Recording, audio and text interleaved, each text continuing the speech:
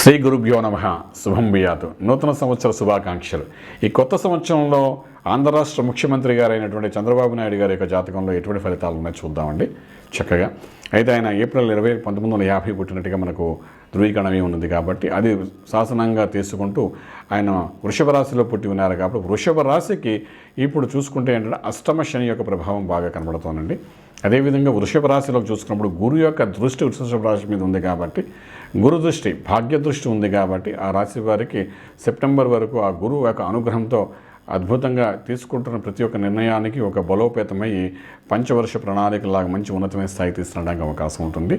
అయితే సెప్టెంబర్ తర్వాత గురువు యొక్క స్థితిగతులు చూసుకునేటప్పుడు ఇక్కడికి మళ్ళీ ఏంటంటే భాగ్య లగ్నాతు షష్ఠ స్థానంలో గురుడు ప్రవేశించి ఉండడం అనేది జరుగుతుంది. అదేవిధంగా రాహు కేతుల్లో మార్పు వస్తోంది. రాహు అన్నవాడు చతుర్థ స్థానంలో వచ్చడం, కర్కాటకంలో రావడము, అదే కేతు అన్నవాడు చూసుకునే రాజ్యంలో రావడం, ఇవి రెండు జరుగుతాయి కాబట్టి చతుర్థ రాజ్యస్థానంలో రాహుకేతులు ఎప్పుడైతే వస్తారో అక్కడ నుండి కూడా కొంత మాయతో కూడా యోగాన్ని ఇచ్చే అవకాశం ఉంటుంది.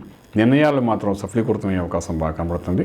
ఒక అష్టమ శని యొక్క ప్రభావం తప్ప ఈ జాతకుడికి ఎటువంటి ఇబ్బంది లేదు కాబట్టి అష్టమ శని యొక్క ప్రభావం అంటే కొంతవరకు ఆరోగ్యానికి సంబంధించిందని చెప్పడానికి అవకాశం ఉంది.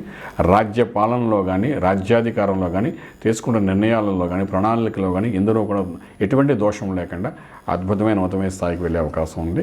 ఈ ఆయుష్ స్థానమైనటువంటి అష్టమ స్థానంలో ఎప్పుడైతే శని ప్రవేశించున్నాడో ఆ శనీశ్వరుడికి సంబంధించిన ఆయుష్కు ఆరోగ్యాన్ని గురించి కొంచెం జాగ్రత్త తీసుకుంటే సరిపోతుంది. వేరే అన్ని విషయాల్లో కూడా ఎటువంటి ఇబ్బందులు ఏం చెప్పడానికి అవకాశం ఉంది.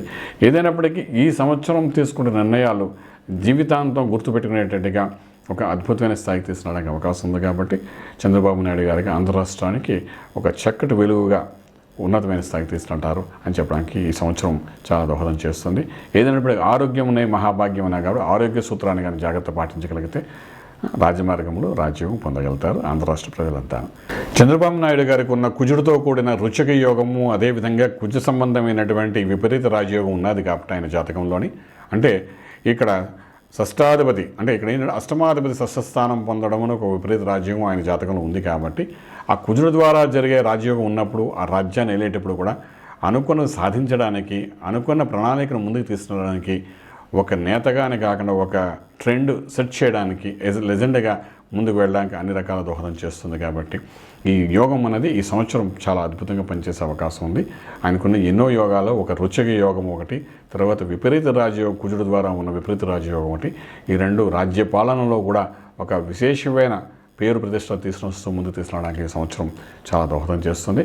ఆరోగ్య విషయంలో మాత్రం కొంచెం జాగ్రత్త తీసుకోగలిగితే చాలా బాగుంటుంది చెప్పగలుగుతామండి. శుభం భూయాతు. For more details, please subscribe Newsmark.